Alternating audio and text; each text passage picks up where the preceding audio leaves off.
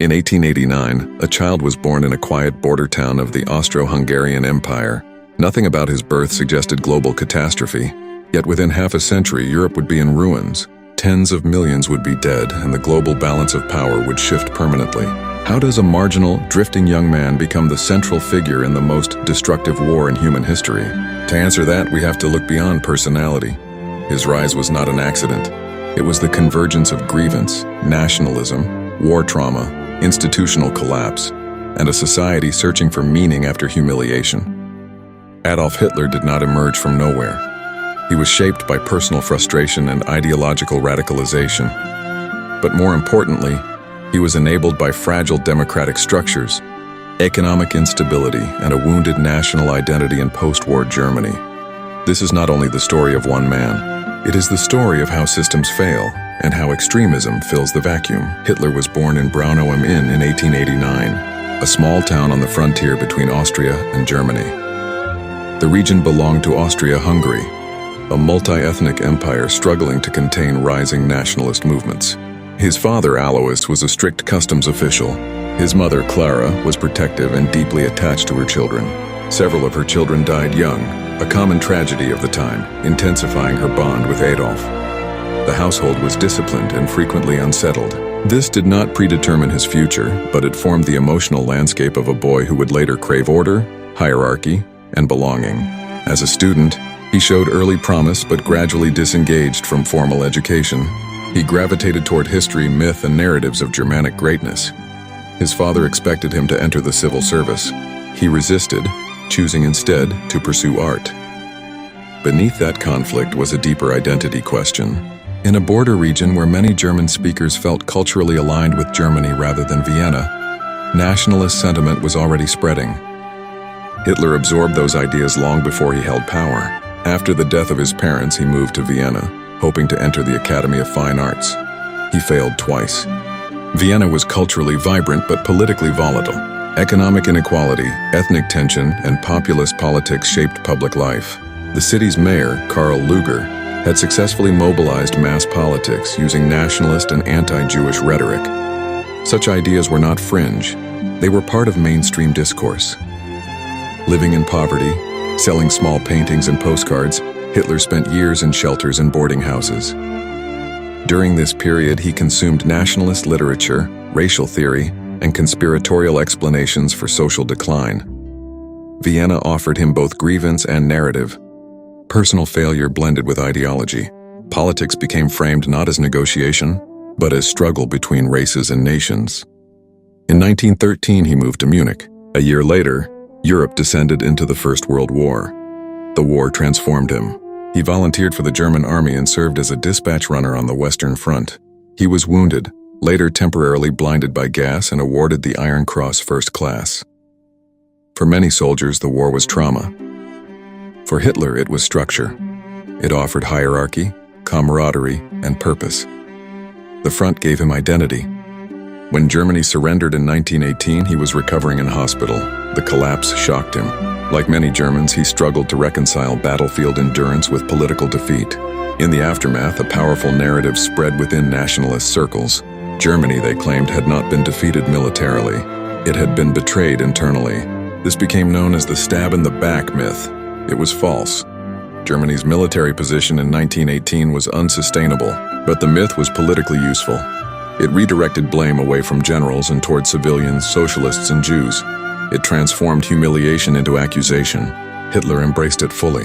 The Treaty of Versailles formalized defeat in 1919. Germany lost territory, faced strict military limits, and carried heavy reparations. The new Weimar Republic inherited instability from the start. In 1923, hyperinflation destroyed savings and shattered middle-class security. Bread prices soared into the billions. Confidence in institutions eroded. During this volatile period, Hitler worked as a military informant monitoring political groups. In 1919, he attended a meeting of the German Workers' Party. Instead of reporting it, he joined it. Renamed the National Socialist German Workers' Party, it fused resentment with revival. It promised restored territory, unity for ethnic Germans, and exclusion of Jews from citizenship. Street violence between extremists became common. The Nazi Party developed a paramilitary wing, the SA, which projected strength and disrupted opponents. Violence became political theater. In November 1923, inspired by Mussolini's example in Italy, Hitler attempted a coup in Munich. It failed. He was arrested and charged with treason. At trial, he reframed himself as a patriot. Media coverage made him nationally known.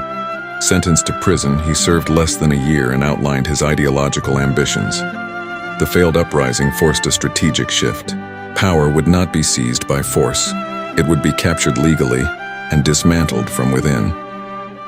By 1928, the Nazi Party remained marginal. Then came a second crisis. The global financial crash of 1929 struck Germany with particular force. The country relied heavily on American loans. When those loans were withdrawn, the economy contracted sharply. By 1932, unemployment reached roughly 6 million. In prolonged crisis, moderate politics weakens. Parliamentary coalitions fractured. Voters moved toward parties promising decisive action. The Nazis refined their messaging. Mass rallies, disciplined imagery, and repetition created momentum. Hitler was presented as uniquely capable of restoring national pride. In 1932, the Nazis became the largest party in the Reichstag. The system was bending. In January 1933, Hitler was appointed chancellor through elite negotiation. Conservative leaders believed they could contain him. It was a legal decision. Within weeks, the Reichstag building burned. Emergency decrees suspended civil liberties. Political opponents were arrested. The Enabling Act transferred legislative authority away from Parliament. Democracy was legislated out of existence. One obstacle remained. The SA leadership sought to replace the traditional army. Military leaders resisted. In June 1934, Hitler ordered a purge of SA leaders and rivals in what became known as the Night of the Long Knives. The army pledged loyalty to him personally. When President Hindenburg died, Hitler merged the offices of Chancellor and President. Power was now centralized in a single leader. Civil liberties disappeared. Opposition parties were banned. Early concentration camps imprisoned critics and dissidents. Anti-Jewish policies escalated. Boycotts became legal exclusion. Exclusion became economic dispossession. Dispossession became forced removal. Step by step, rights were stripped away through law, decree, and bureaucratic precision. What began as discrimination evolved into a state-engineered system of persecution. Over the next decade, that system would culminate in industrialized mass murder. 6 million Jewish men, women, and children would be killed, alongside millions of other victims targeted by the regime. This was not chaos. It was administration. Ideology fused with paperwork, railways, industry, and propaganda. The modern state became an instrument of total control. What began as grievance had transformed into machinery. Once power was absolute at home, ambition expanded abroad. The regime rejected the post-war order. It rearmed in defiance of international agreements. It tested borders, remilitarized territories, absorbed neighboring lands, and calculated that its rivals would hesitate. Each move went further than the last. Each gamble increased the stakes. Europe watched, divided and uncertain. Then came the invasion that removed all doubt. Internal consolidation had become external aggression, and the continent would soon be consumed by the Second World War.